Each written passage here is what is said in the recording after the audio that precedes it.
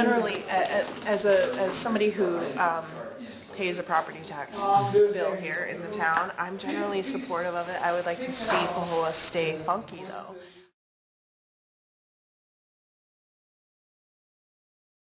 I liked Olivia Cockcroft made a comment. I don't want to go from dilapidation and heroin addicts to covenants.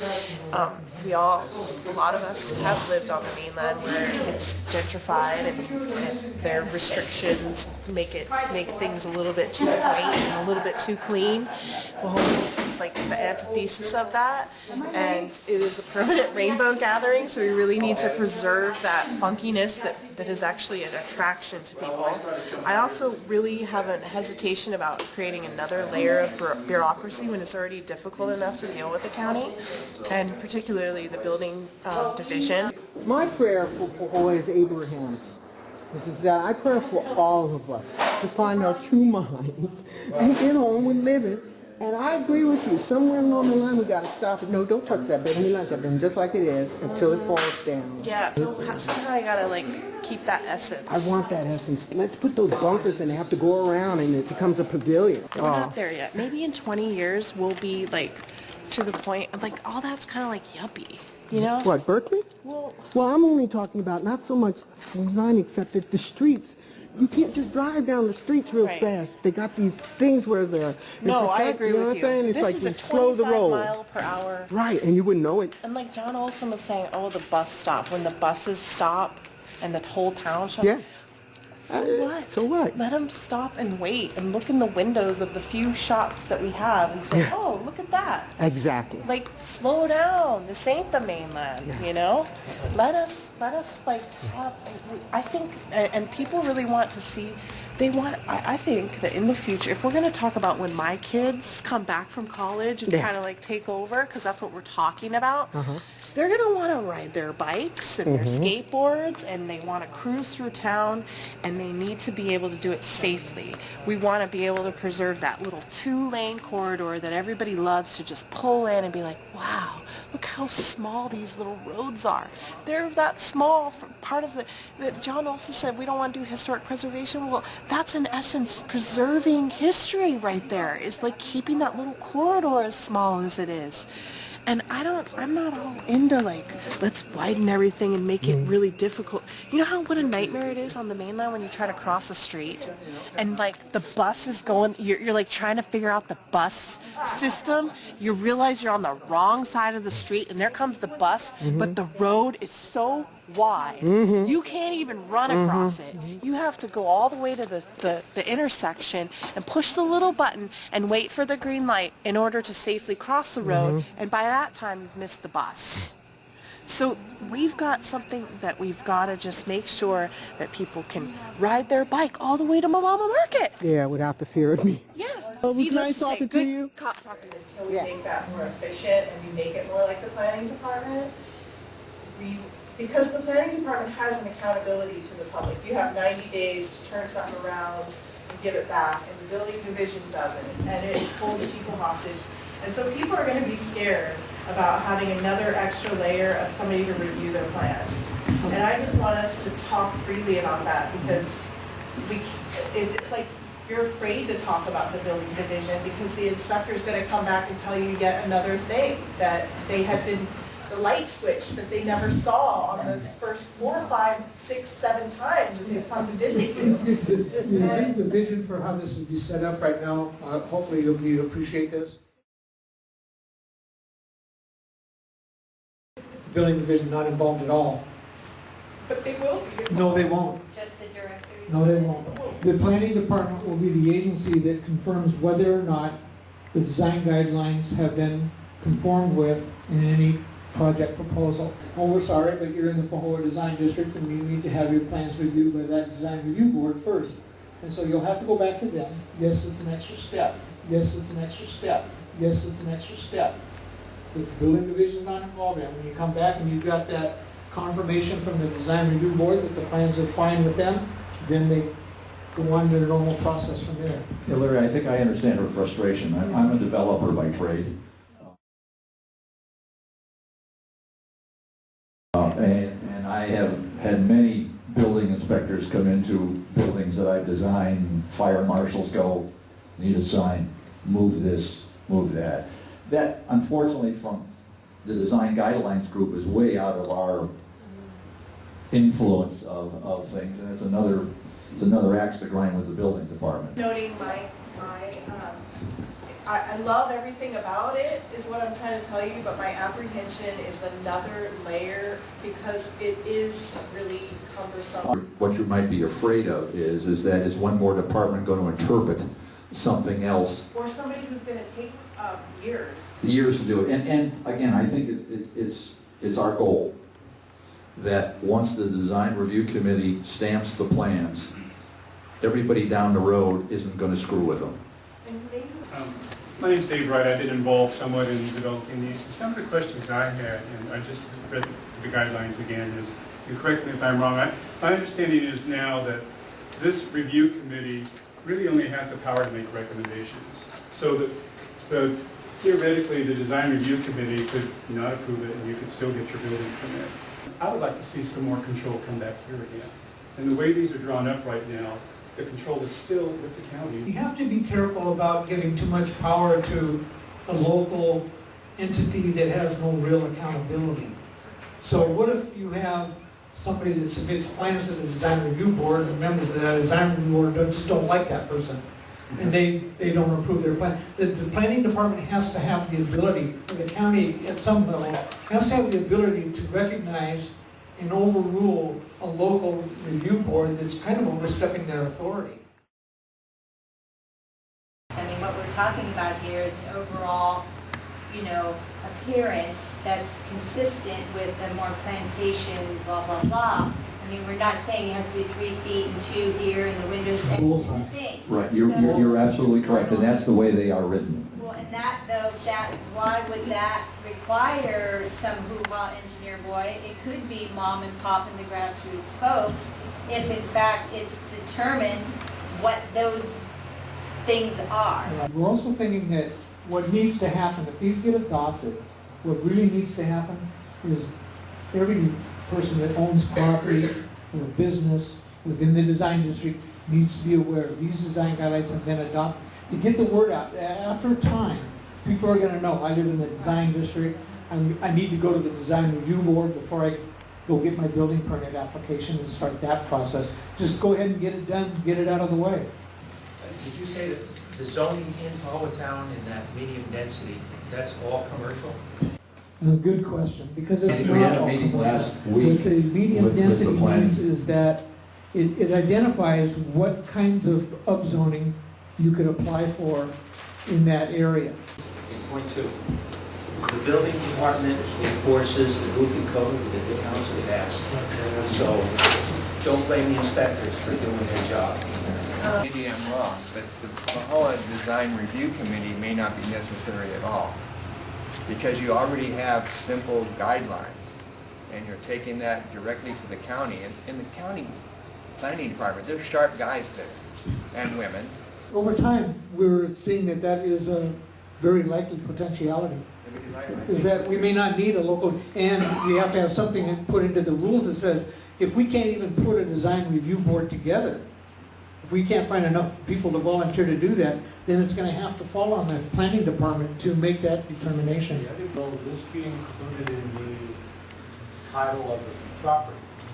When you go to escrow, will there be an insert saying you are in the Pahoa Design District? That's something who is sending out something that could be put onto the deeds for all the lots, making a potential buyer aware that you're looking at property that's subject to design guidelines. Yes. Okay. What's the scope of this to retrofit buildings? Are we going to is this something where we're going to be required to make changes to our buildings if this is enacted? We are not forcing anybody to do anything to their structures right now, but I mean, if you decide to go back in and redo something and requires a building permit, then we ask that you try to adhere to the guidelines within the scope of what your architectural. Has there been any thought to, I mean, I know you're saying that the design guidelines only apply to business, commercial business, they don't apply to industrial. No, now, this is an interesting question about what happens outside of the design district. heated discussions about how large this design district was going to be. It went from, let's take all of the Lupag area, and that's the design district. Because you know what, folks? There's a lot of raw land out there that's going to get developed. And we could all be, huggy and kissy and think they're all going to do it the way we want them to do it, but they'll do it the way they have to do it economically. So we really were originally talked about this whole area being the design district, because we know something's going to happen in those areas. But as we discussed things more and more and more, and we narrowed that down.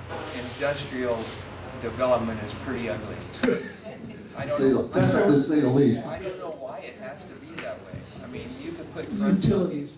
steel buildings and... Well, I think you can, John. I think you just have to be able to say to people, you can make this building better. I mean, you know, as developers, we take the path of least resistance.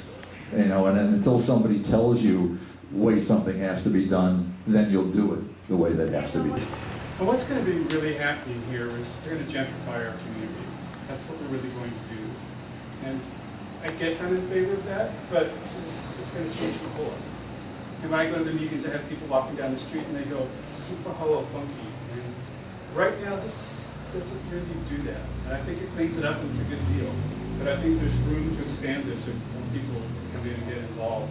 And the other thing in the design guidelines specifically, I don't know if you've looked at them, this applies to residential too. The recommendations are in there right now, and I'm personally opposed to this as a resident here. They have color guidelines, and it says no fluorescent colors. True, plantation style is not fluorescent colors. That means that what's going on in downtown Oklahoma here, it's not going to look like that anymore. So it's just things to think about. And I was the one on the color, and obviously I got outvoted because it came down to just fluorescent colors. And that's me. You know, that's fine. I guess you're staggering home. You can find your, you can find your unit. And I think what you have to look at here, is it really good for Bohoa? Is it really good for Bohoa? Is it really good for Bohoa? Is this something that is really going to help this community? There needs to be a covenant, particularly like you have to have your garbage can 2 feet from the curb, and you can't paint it a chartreuse, and you can't have your garage with storage. It has to have your Mercedes parked in there, like that. And again, it gets back to the complexity that we keep it simple and flow, so someone can have the creativity, to put up the basic, requirement while being able to have their... I think it is. We have relatively limited the scope of what we're trying to do. I mean, I came out of a huge controlled resort community called Beaver Creek in Vail, Colorado. We controlled the size of the windows that people built. We told them what materials they had to put on the side of it. We told them exactly what the facings were. Our design guideline book was that thick. If all the buildings that come in here have this design, what are we going to do about infrastructure like a sewer?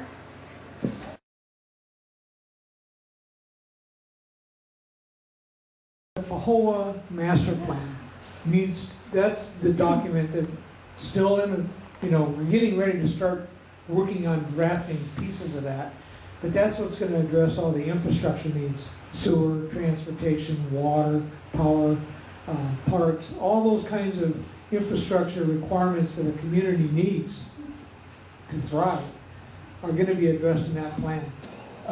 First off, Tiffany, we're not doing historical preservation.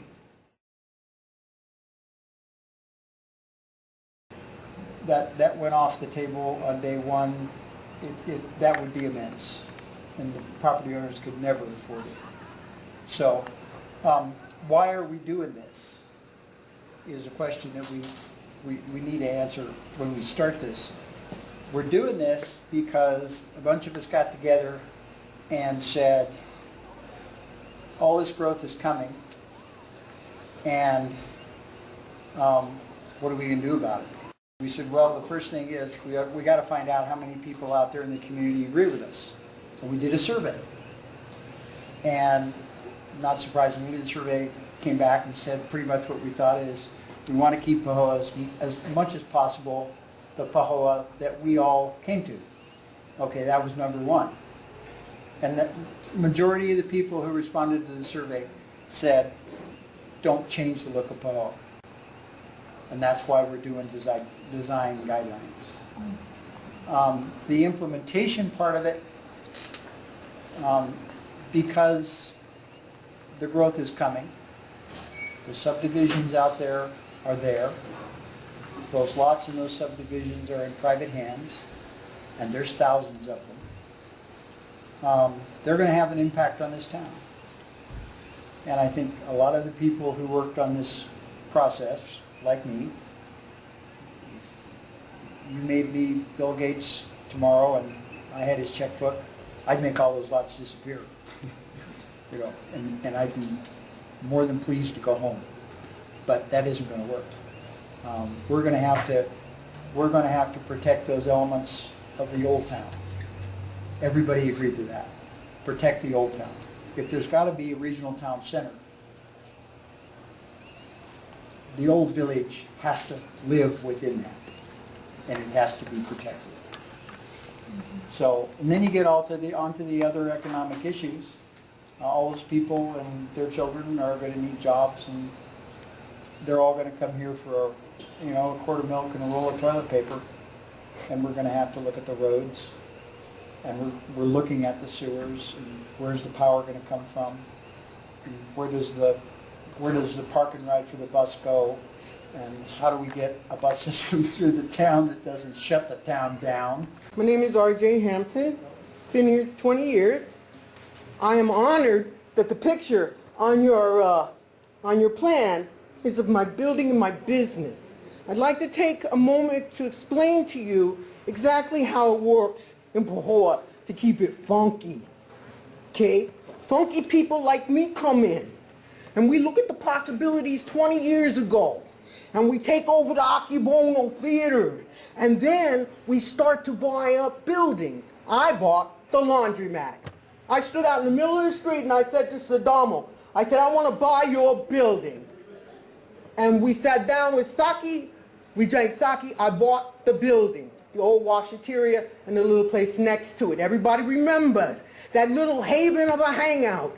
I would put a post right somewhere where people could go around our funky little village if they need to go. And everything that happened, and then we become somewhat of a museum, like Brigadoon, and then we come alive every once 100 years. And what do? We party and we make our businesses and we shine, because everybody's saying, look at the attractive people that are coming to Pahoa. There is a story in Pahoa that we must keep, down to the way and even which we saved our theater.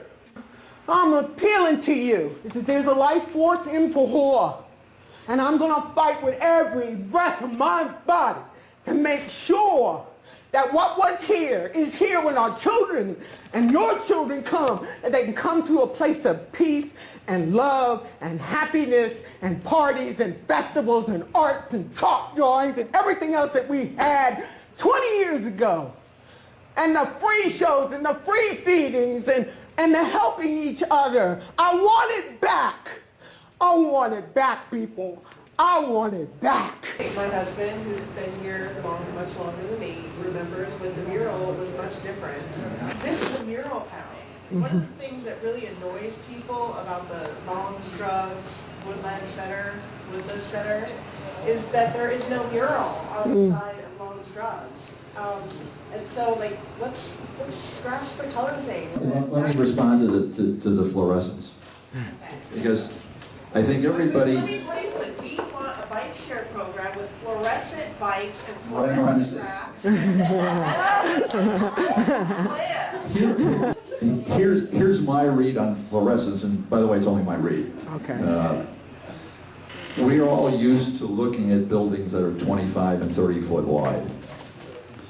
Build a building that's 150 foot wide and paint it fluorescent orange, and it'll be the most ungodly thing you've ever seen in your life.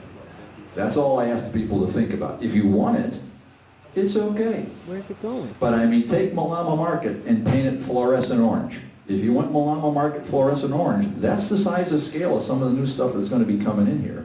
It's not the 25-foot building that is down on Main Street. Let's talk about how big we want the buildings to be. Yes. Because we don't want buildings like that, like defining the entrance to town like it did with Long's Drug. The real charge to do this is how do you take large-scale buildings and make them look in scale?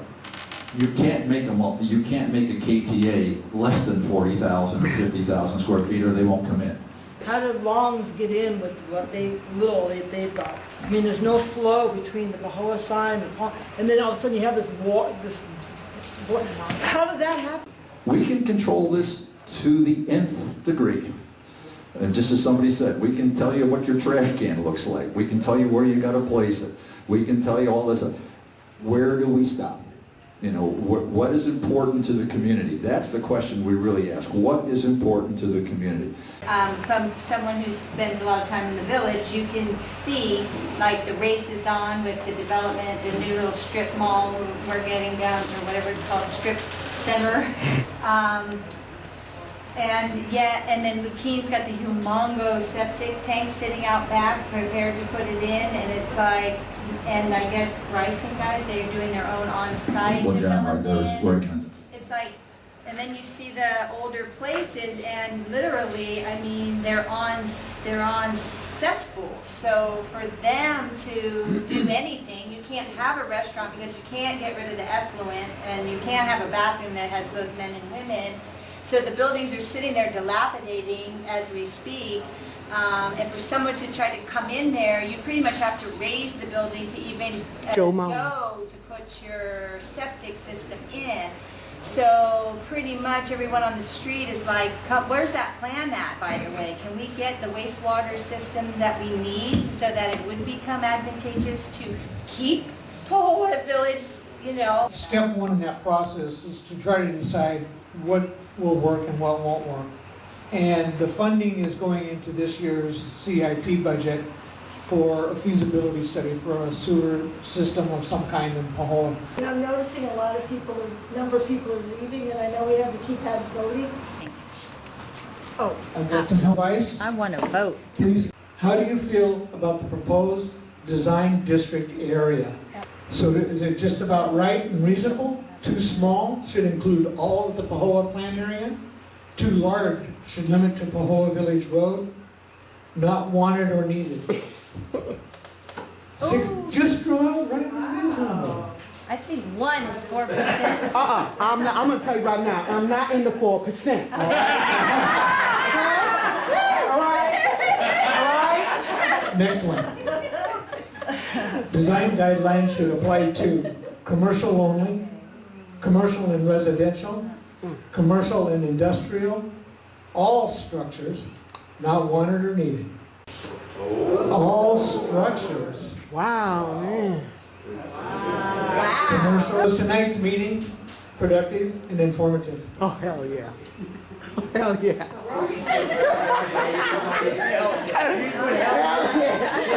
Hell yeah. This slide is programmed to not accept any answers that are no. A 0, I know it worked. Should there be a restriction on color? Does the group pretty much agree with Tiffany's suggestion that we should ask the question about the color? Yes. Okay. Polls open. Vote. Okay. Okay. Here we go. Everybody voted? Answer says, Oh. Which means no color restriction. Well, thank you all. Excuse me, Main Street Pahoa Association's annual membership drive is meeting March 28th at Pahoa Parks and Rec Center, 6 o'clock. Be there. Sponsored parades, activities, free events. Woohoo! Pahoa Main Street.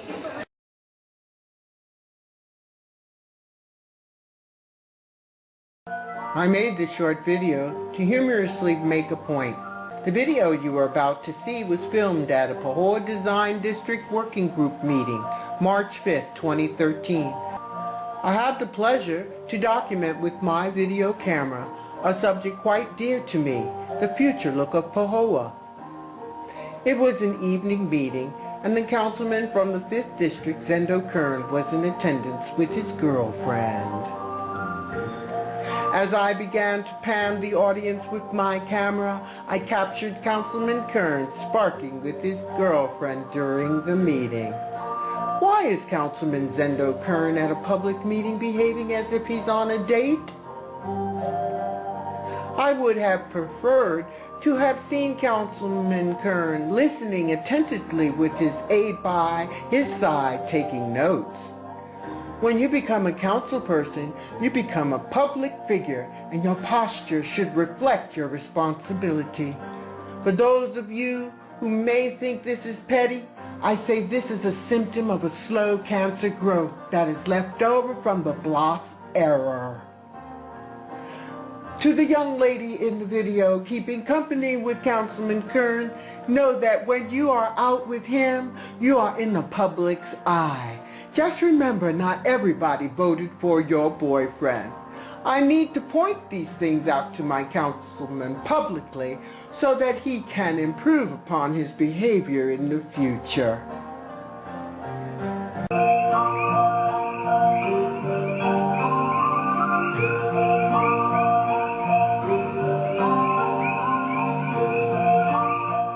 Little boxes on the hillside, little boxes made of ticky-tacky, little boxes on the hillside, little boxes all the same.